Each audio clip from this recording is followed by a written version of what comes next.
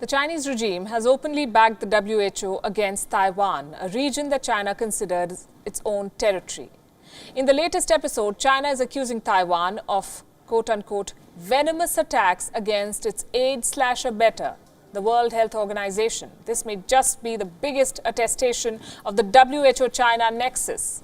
Let me start from the very beginning. Taiwan had hit back at the WHO chief because he accused the Taiwanese leadership of racism. We told you yesterday what happened, how Dr. Tedros alleged that Taiwan was behind a smear campaign against him. He called them racist.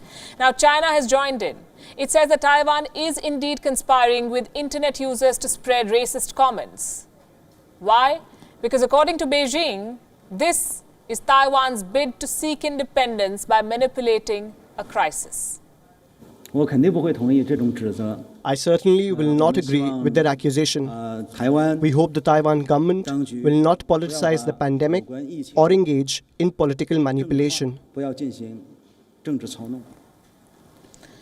this was the outspoken Mr. Zhao Lijian, a China favorite, as I've told you before. He often tends to block people for showing his government the mirror.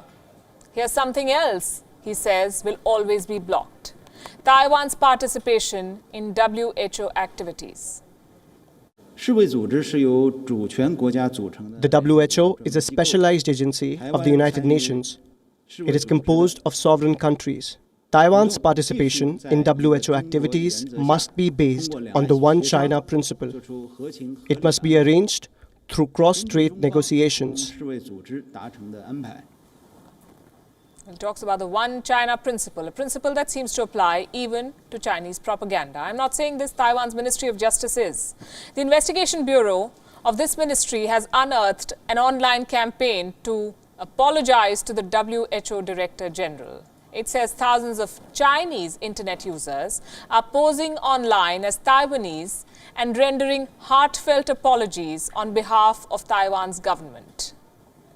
The things you do to make your conspirers happy. Countless social media posts have begun appearing promoting apologies in Taiwan's name. The same templates are being spotted on several accounts that falsely identify themselves as Taiwanese. But all of them have been traced back to China. The message they're carrying reads, and I'm quoting, "I feel extremely ashamed that we attacked Dr. Tedros in such a malicious way. I apologize on behalf of the Taiwanese and beg for his forgiveness." Beg for his forgiveness. If you're doing propaganda, at least do it well, because this sounds terrible, given the Chinese standards.